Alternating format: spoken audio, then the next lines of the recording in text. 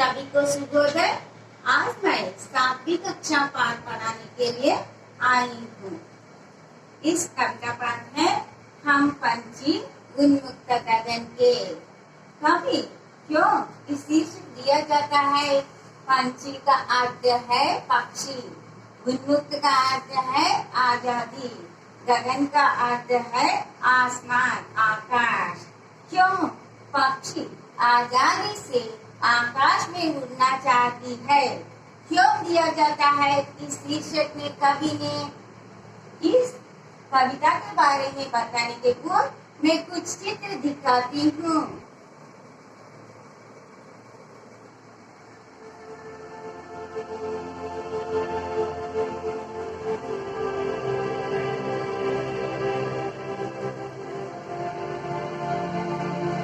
चित्र देखते हैं ना, चित्र में तुम क्या क्या देखते हैं।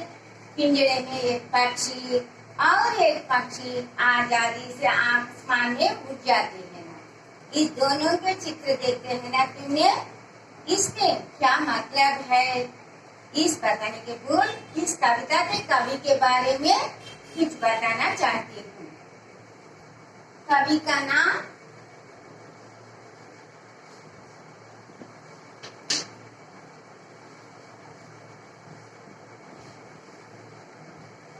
शिवमंगल सिंह सुमन।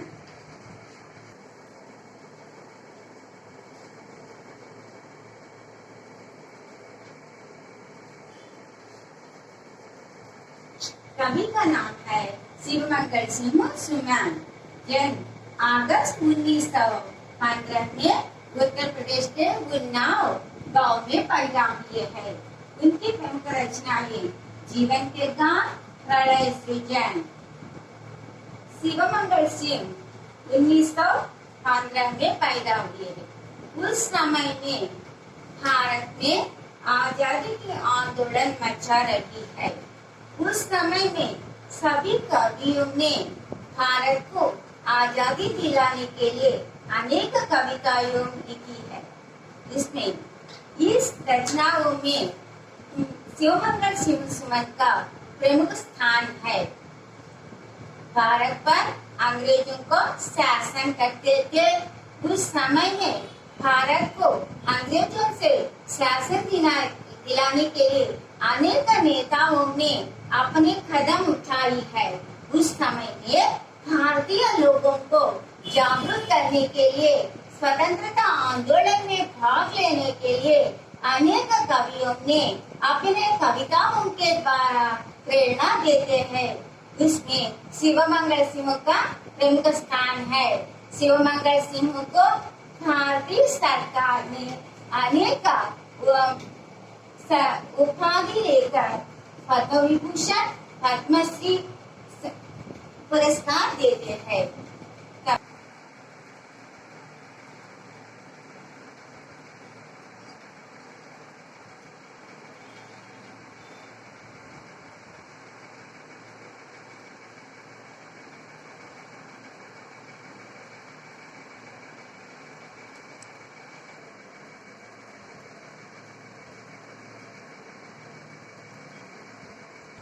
चित्र देखते हैं ना, चित्र में तुम क्या क्या देखते हैं। स्वतंत्रता आंदोलन में सभी नेताओं ने कुछ समय में कुछ जेल पर है। उसी समय में ना, उस समय में भारत के लोगों को आजादी दिलाने के लिए कवि ने पक्षी के उदाहरण देकर भारतीय लोगों के मन की भावना प्रकटित होते हैं इस कविता के द्वारा।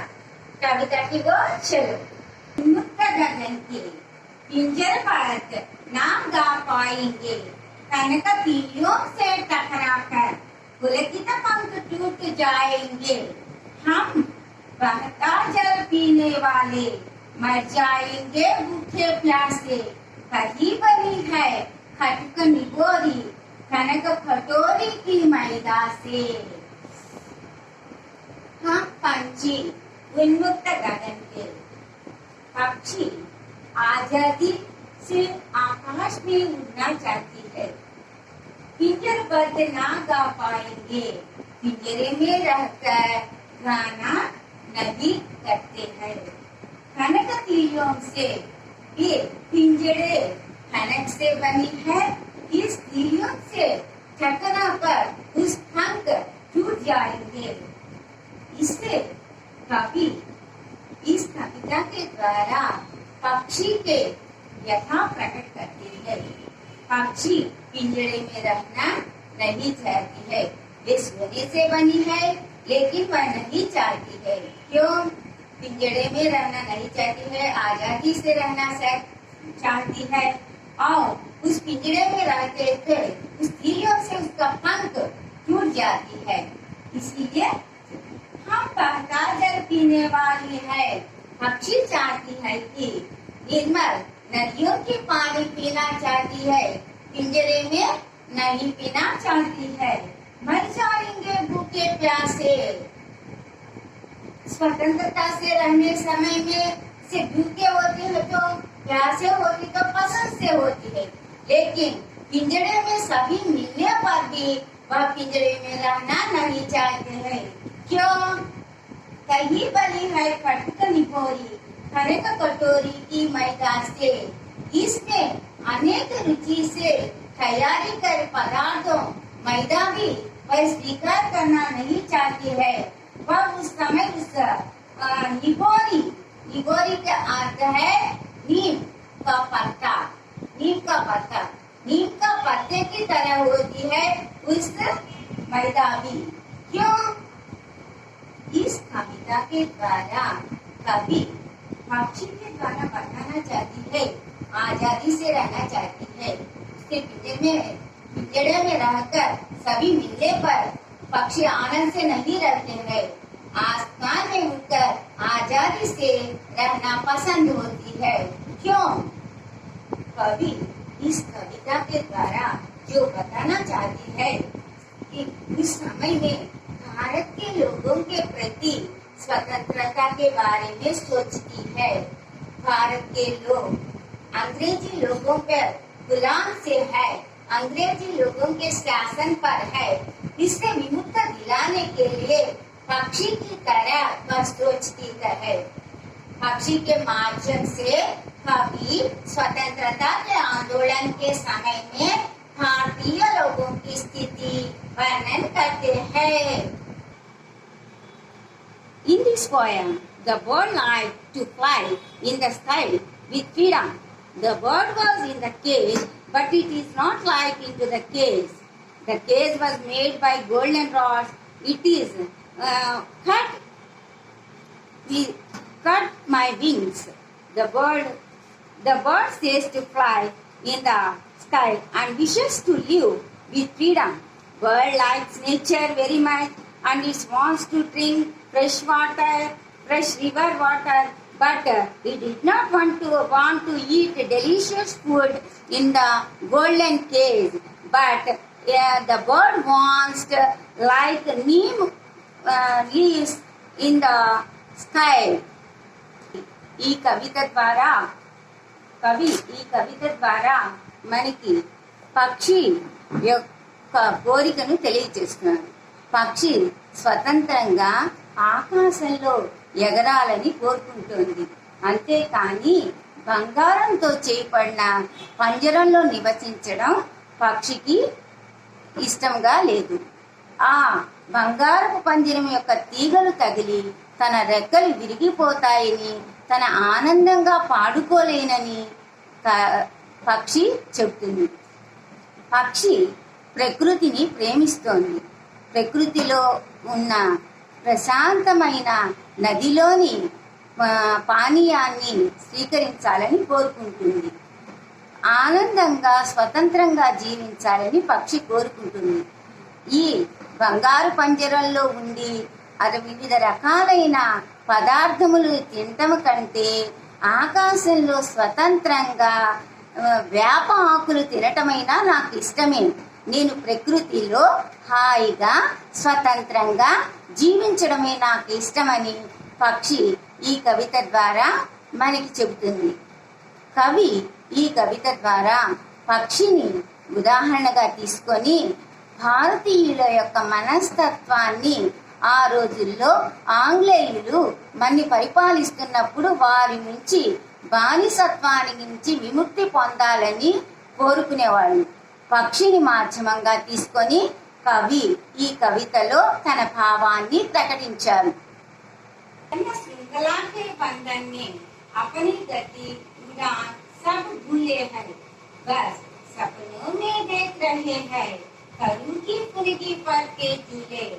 पक्षी पिंजरे में रहते हैं ना, वे चाहती है कि स्वर्ण श्रृंखला के बंधन कहते हैं। पक्षी ने अपने मन में सोचा पिंजरा के बंधन में अपनी गति उड़ान सब भूले है।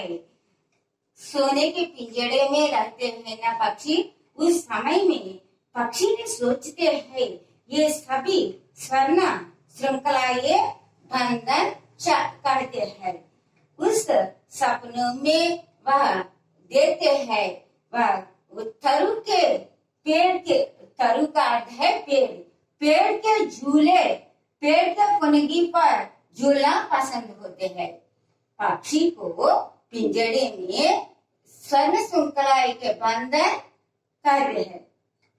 अपने गति उड़ान आकाश में उड़ना इस पिंजड़े में रहने से सभी भूल जाते हैं।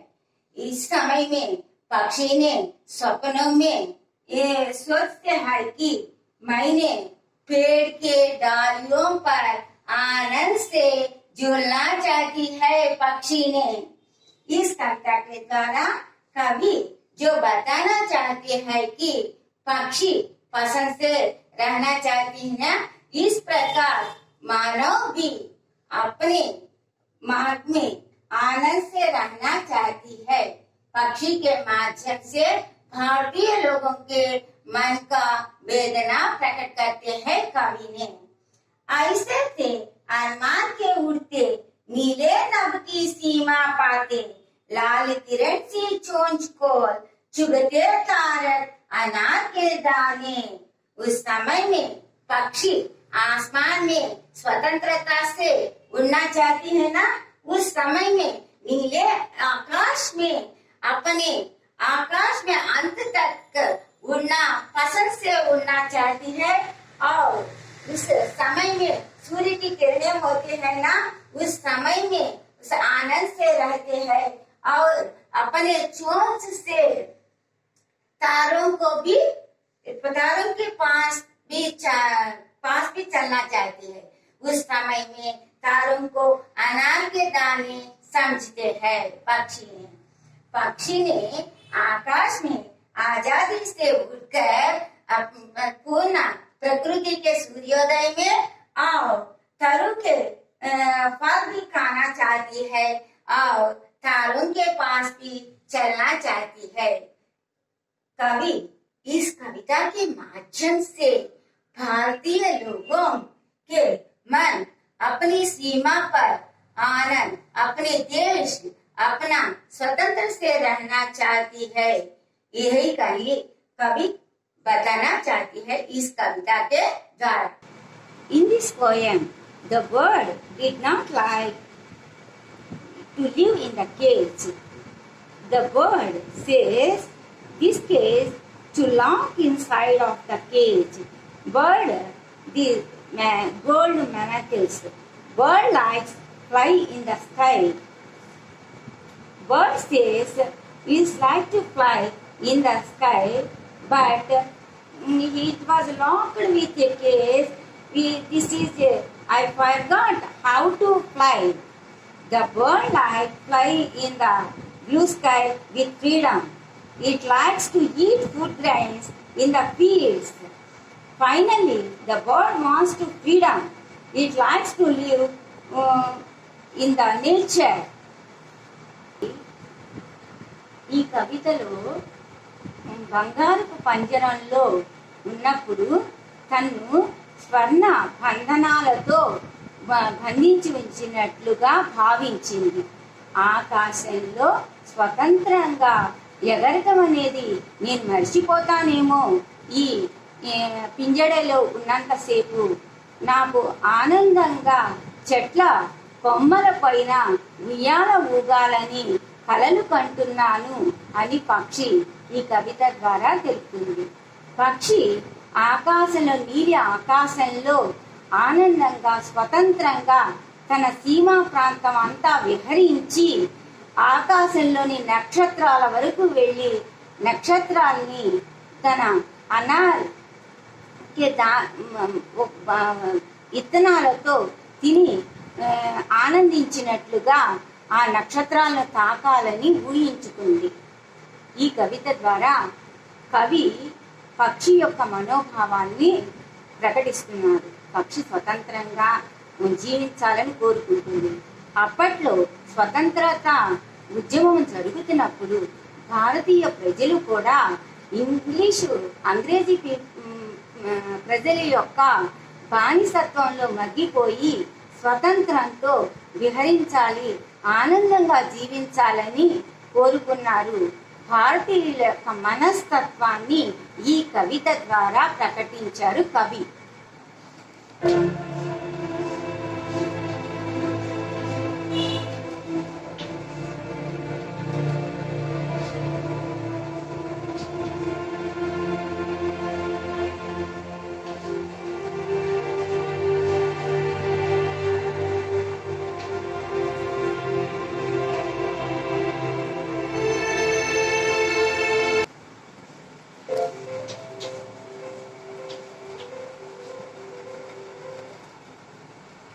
होती सीमाहीन क्षितिज से इन पंखों के होना होली, या तो क्षितिज की मिलन बन जाता है, नीर ना दो छाये टहनी का आश्रय चिन्ना भिन्न कर डालो, लेकिन पंख दिया है तो क्या आकुल उड़ान में विघ्न ना डालो।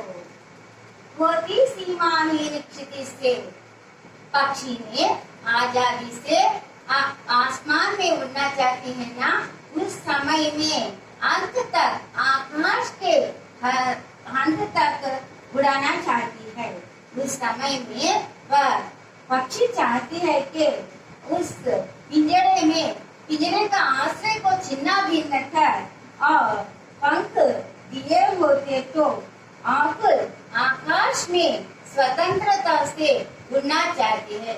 उस समय में वे बताना चाहती है इस कविता के द्वारा, पक्षी अपने पंखों को विघ्न ना डालना चाहती है, उस आसमान में आजादी से उड़ना चाहती है आनंद से। उस समय में पक्षी को कोई भी विघ्न डालना नहीं चाहती है। इस कविता के द्वारा पक्षी उस आसमान में स्वतंत्रता से उड़ना चाहती है, बहुत पसंद से अपने पंखों से उड़ना चाहती है, सीमा प्रांत तक उड़ना चाहती है। इस कविता के माध्यम के द्वारा कवि ने भारतीय लोगों के प्रति उसकी भावनाएं प्रकट करती है। वह स्वतंत्रता से अपने देश में सभी प्रांतों में स्वतंत्रता आनंद से चलना और जीवन चलाना जाता है भारतीय लोगों में। ఈ కవిత ద్వారా పక్షి తన మనసులోని భావాలను ప్రకటిస్తుంది. తన అందమైన రెక్కలతో ఆకాశంలో స్వతంత్రంగా ఆనందంగా విహరించాలని, ఈ సమయంలో తన రెక్కలకి ఎవరూ కూడా అడ్డు రాకుండా ఆకాశపు హద్దుల వరకు ఆనందంతో ఎగిరి గంతులు వేసి విహరించాలని పక్షి తన మనసులోని కోరికని ప్రకటిస్తుంది. కవి ఈ కవిత ద్వారా స్వతంత్రత ఉద్యమం జరిగేటప్పుడు భారతీయులు ఇంగ్లీష్ వారి యొక్క అధీనంలో అనేక కష్టాలు పడ్డారు. అలాంటప్పుడు వారి మనసులో ఇలాంటి భావాలే ప్రకటించుకునేవాళ్ళు. స్వతంత్రంగా జీవించాలని, తమ నేలలో హాయిగా ఆనందంగా జీవించాలని కోరుకునేవాళ్ళు. కవి పక్షి యొక్క ఉదాహరణ ద్వారా స్వతంత్రత ఉద్యమంలో భారతీయుల యొక్క మనస్తత్వము ఎలా ఉందో వర్ణించారు.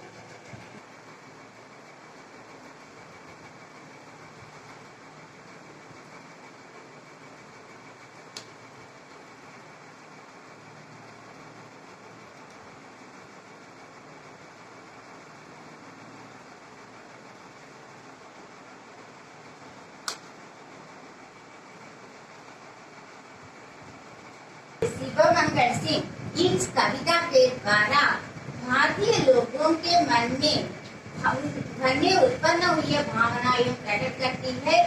भारतीयों के सभी लोग उस समय में स्वतंत्रता दिलाना चाहती है, स्वतंत्रता चाहती है, आजादी से रहना चाहती है। इससे इस शिवमंगल सिंह ने इस कविता के द्वारा भारतीय स्वतंत्रता के आंदोलन के बारे में और भारतीय लोगों के प्रति आनंद से जीवन बिताने के लिए अंग्रेजों से शासन मुक्ति दिलाने से और स्वतंत्रता रहना चाहती है।